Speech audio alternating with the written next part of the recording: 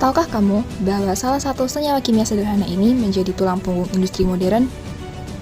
Asam sulfat, dikenal sebagai King of Chemical, merupakan salah satu bahan kimia paling penting di dunia.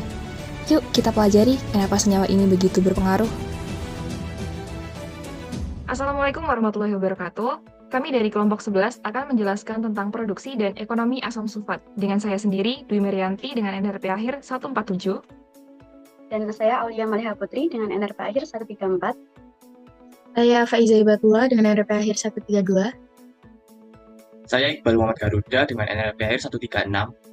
Asam sulfat merupakan zat korosif dan sangat reaktif yang dapat merusak organ. Paparan yang parah dapat menyebabkan kematian.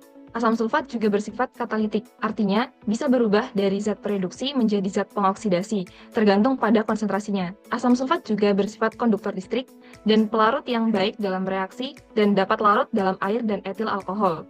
Selanjutnya, pada tahun 2022, pasar global untuk asam sulfat bernilai sekitar 16,46 miliar US dollar. Diperkirakan pasar ini akan tumbuh hingga 35,72 miliar US dollar pada tahun 2029 dengan tingkat pertumbuhan tahunan 11,7% selama periode tersebut. Pertumbuhan ini disebabkan oleh faktor-faktor seperti meningkatnya permintaan dari industri aplikasi utama seperti pupuk, dan kertas, dan manufaktur kimia. Ukuran pasar asam sulfat diperkirakan mencapai 321,05 juta ton pada tahun 2024 dan diharapkan mencapai 387,24 juta ton pada tahun 2029 dengan tingkat pertumbuhan tahunan 3,82% selama perkiraan periode 2024 sampai 2029. Kawasan Asia Pasifik mendominasi pasar pada tahun 2022 dan diperkirakan akan terus memimpin di masa mendatang.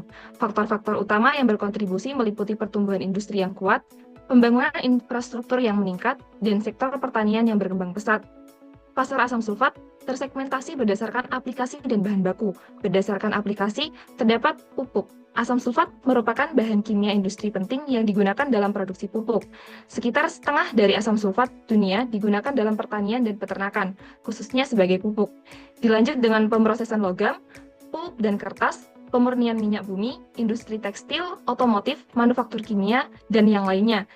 Dan selanjutnya yaitu bahan baku, unsur belerang, biji pirit, peleburan logam dasar, dan yang lainnya. Selanjutnya. Baik, selanjutnya yaitu bahan dasar dari pembuatan asam sulfat, yaitu yang pertama ada sulfur. Adapun sifat kimia daripada sulfur sebagaimana yang tertera pada tabel.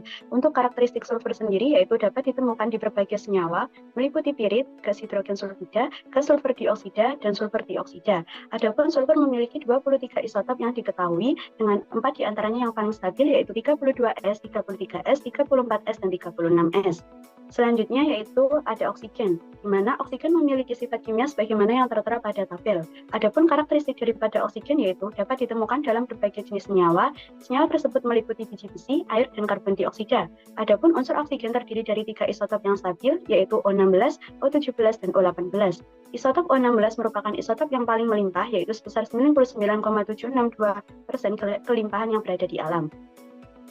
Selanjutnya yaitu bahan dasar yang ketiga yaitu air atau H2O, di mana air memiliki sifat kimia sebagaimana yang tertera pada tabel. Untuk karakteristik air sendiri yaitu menutupi sekitar 70% permukaan bumi dengan volume sekitar 1,368 juta km kubik.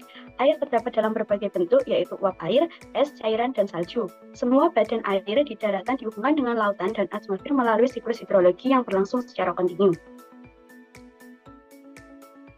Selanjutnya yaitu cara memperoleh bahan dasar. Adapun cara memperoleh sulfur yaitu yang pertama, sulfur merupakan unsur ke-8 yang paling melimpah di atmosfer dan unsur ke-14 yang paling melimpah di kerak bumi.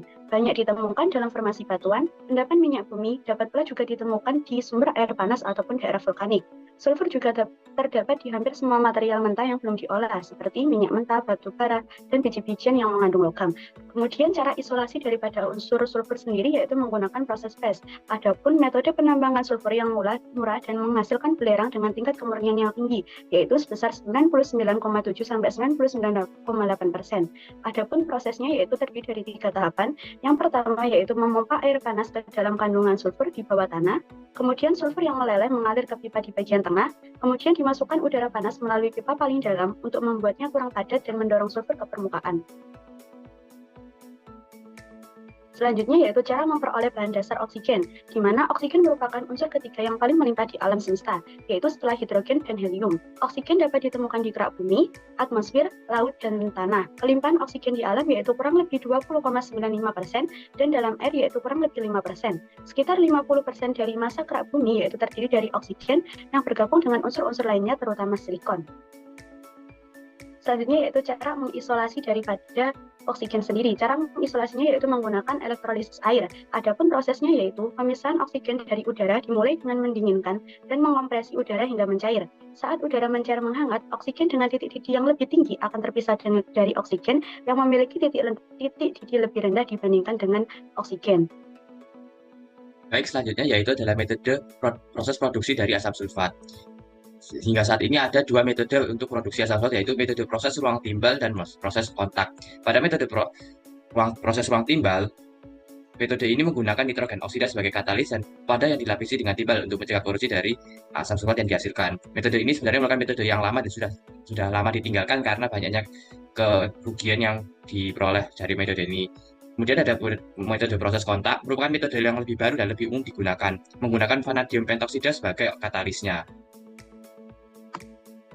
Selanjutnya yaitu tahapan dan reaksi pada proses kontak. Pada tahapan pada proses produksi menggunakan proses kontak sendiri terbagi menjadi 3 tahapan, yaitu tahapan pertama produksi sulfur dioksida, tahapan 2 produksi sulfur trioksida, dan tahapan 3 produksi asam sulfat.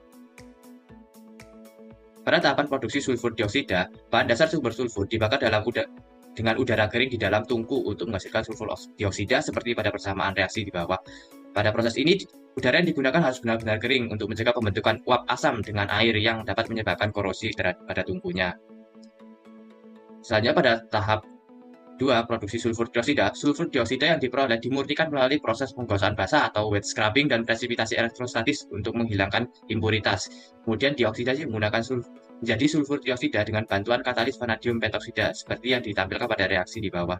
Pada proses ini, tekanan di dalam reaktor harus dijaga pada 1,2 sampai 1,5 atm dan suhu pada 410 dan sampai 430 derajat Celcius. Untuk menjaga suhunya, reaktor didesain dalam bentuk bertahap yang dapat menurunkan suhu reaksi di setiap tahapannya.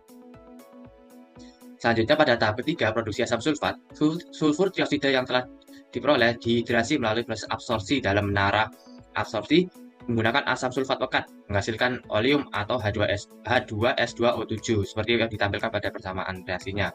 Oleum ini kemudian diencerkan dalam air dengan volume yang ekivalen sehingga diperoleh asam sulfat pekat dengan konsentrasi 98%. Konsentrasi asam sulfat yang digunakan untuk mengabsorpsi sulfur dioksida ini harus beda 98-99% untuk menghasilkan hasil yang terbaik.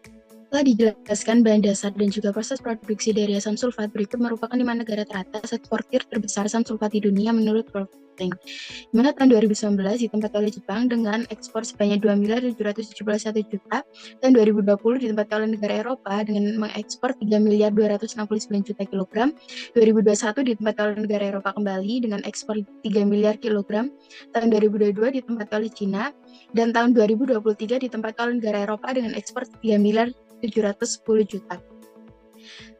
Ekspor asam sulfat bersifat fluktuatif bergantung kepada hasil alam yang dihasilkan oleh setiap negara.